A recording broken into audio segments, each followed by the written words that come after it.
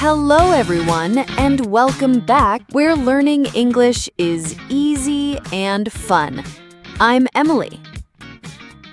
Hello, everyone. This is Paul, joining Emily today. Hey, Emily. How you doing? Hi, Paul. I'm great, thank you. A little bit excited, actually. And you? How are you feeling today? Oh, I'm feeling good, Emily. Really good. The sun is shining, and we are here ready to talk about a super interesting topic. What do you think our topic is today, Emily? That's a good question, Paul. Our topic today is, drumroll please, talking about your future. Wow, that's a fantastic topic. I love talking about the future. It's always fun to think about what comes next, isn't it? Yes, exactly. It's all about hopes and dreams and plans. And for our lovely listeners, it's a great way to practice English. So, before we start, a quick reminder to our amazing listeners. Please like this video, share it with your friends, And subscribe. It helps us a lot, and we love having you here. Yes, please do. Your support means the world to us. So, Emily, when you think about the future, what's the first thing that comes to your mind? Like a small future plan. A small future plan. Well, tomorrow I plan to bake cookies. Is that a good future plan? That's a wonderful future plan, Emily. I love cookies. What kind of cookies? Chocolate chip, of course, the best kind. What about you, Paul? Any small future plans for tomorrow? Let me see. Tomorrow, I plan to water my plants. They need some love. And maybe, just maybe, I will go for a walk in the park. Oh, that sounds lovely, Paul. It's good to have small plans, isn't it? They make the day better. Absolutely. They add a little bit of joy to the everyday. So, we are talking about the future, and we just talked about small, simple plans, but what about bigger plans, like for next year or in 5 years? That's where it gets really interesting.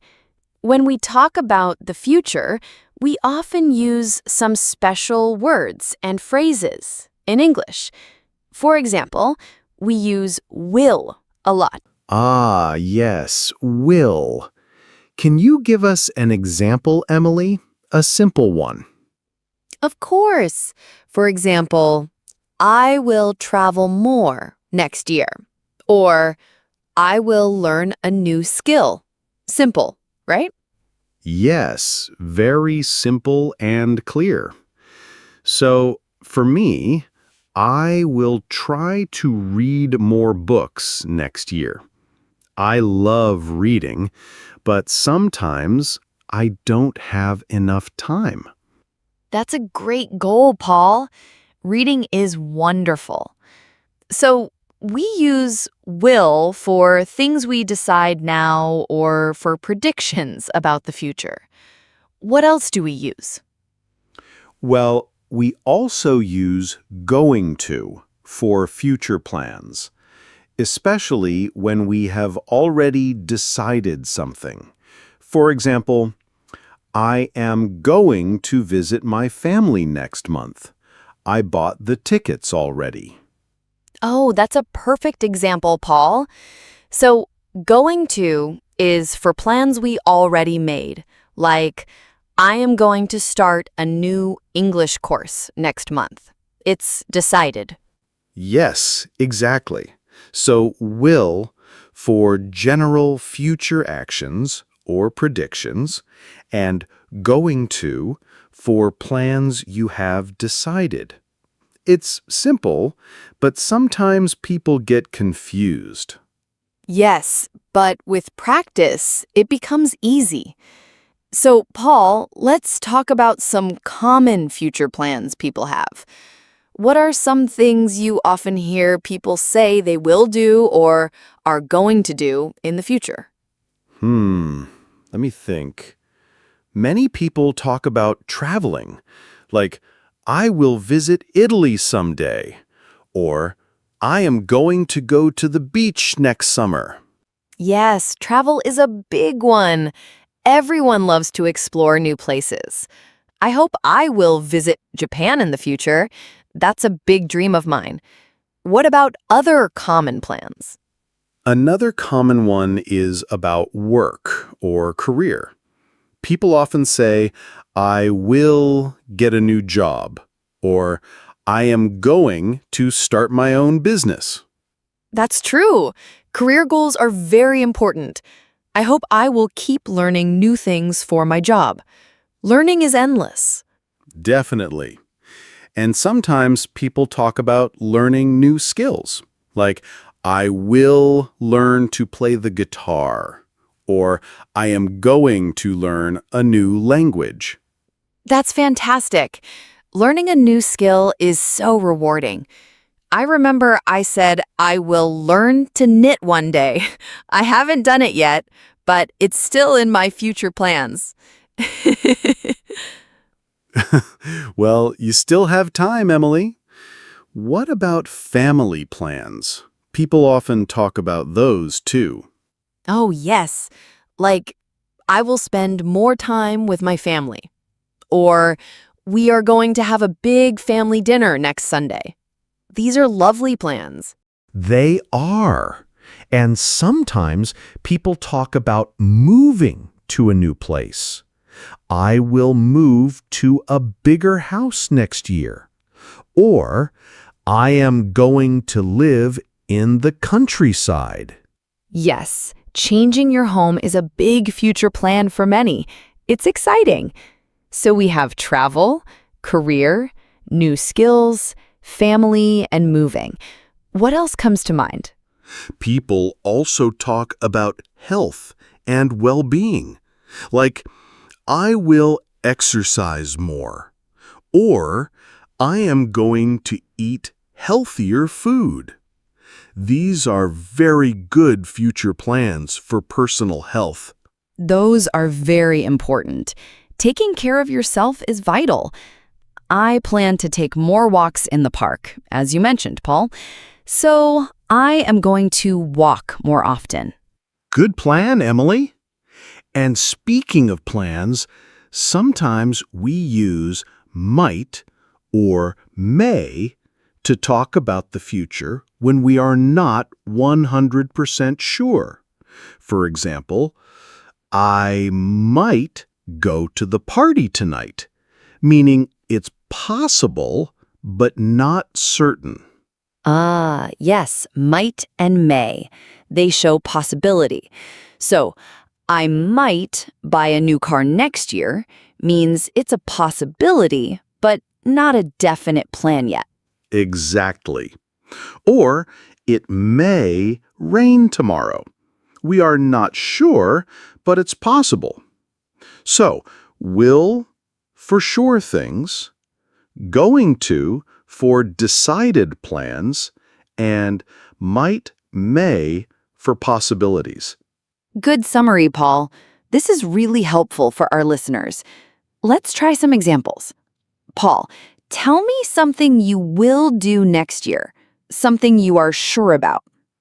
Okay, I will definitely learn some new songs on my guitar. I love playing, and I want to improve. That's a sure thing for me. That's wonderful, Paul.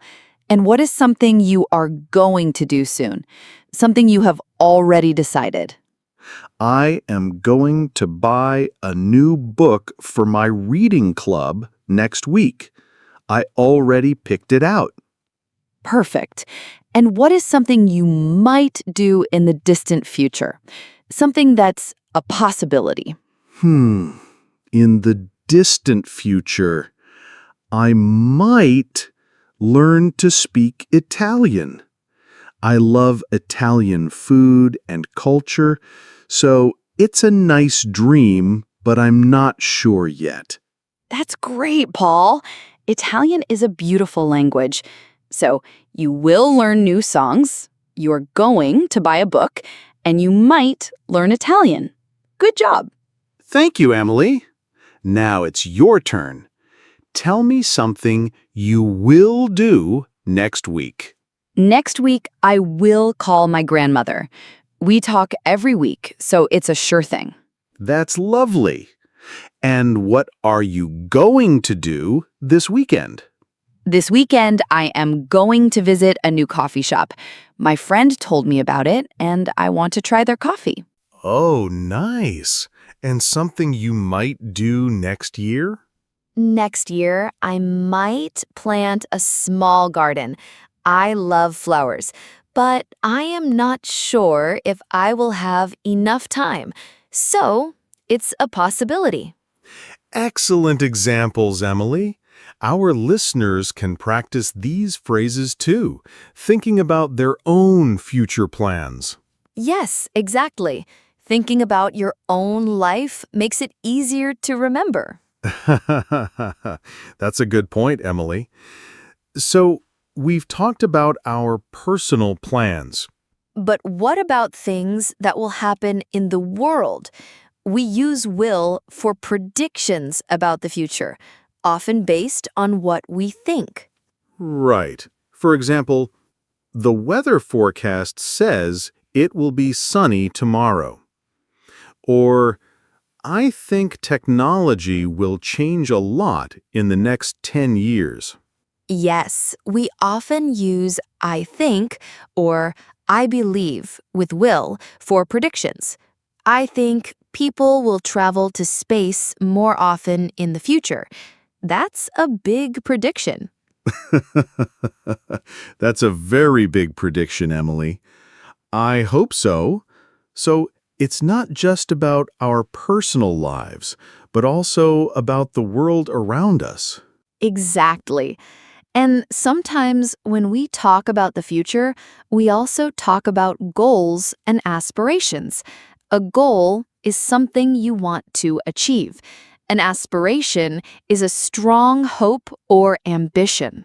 That's a good point. My goal is to finish reading this very long book by the end of the month. My aspiration is to write my own book one day. Wow, Paul, that's a wonderful aspiration. I hope you will do it. My goal is to learn 10 new English words every week. My aspiration is to help many, many people learn English through our podcast. And you are doing a great job, Emily. You are already helping so many people.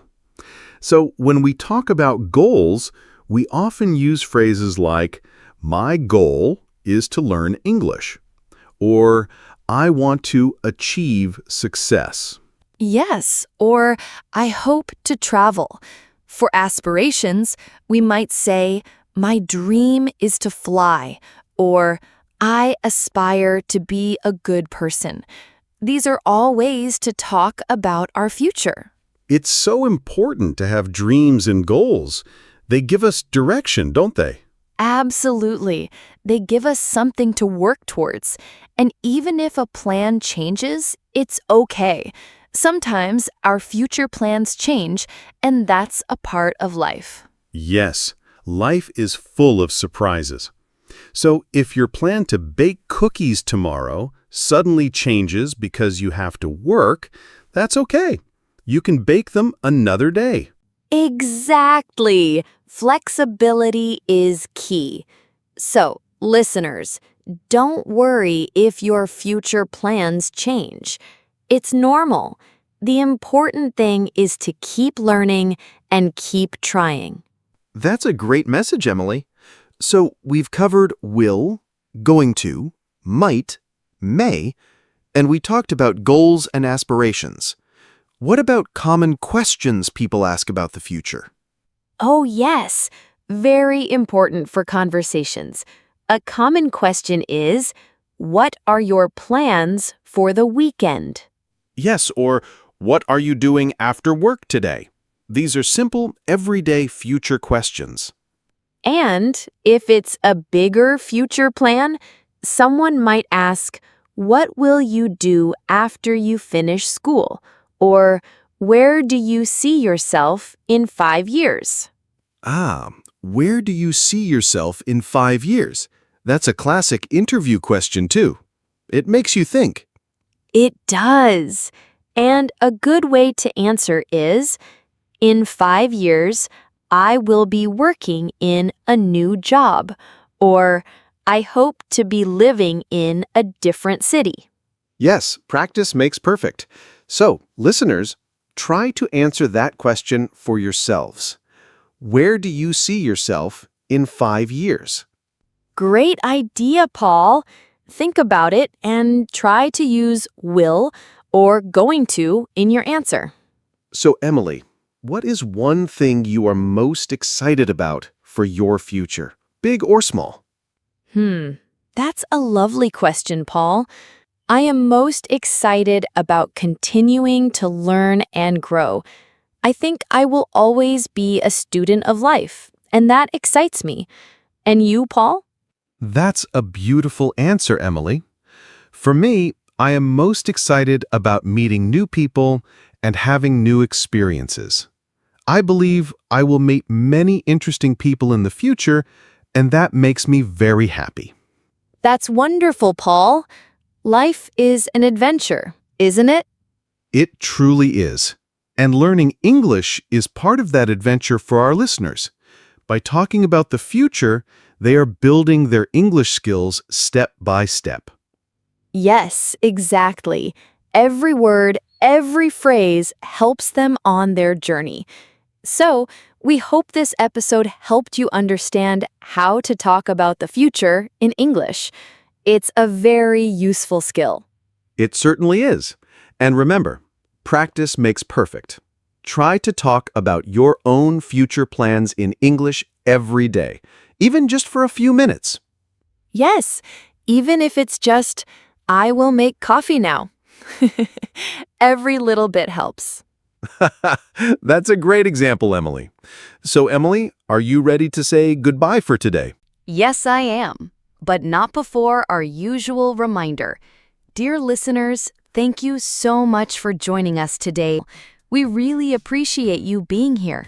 Please don't forget to like this episode, share it with your friends who are learning English, and, most importantly, subscribe to our channel. And we would love to hear from you.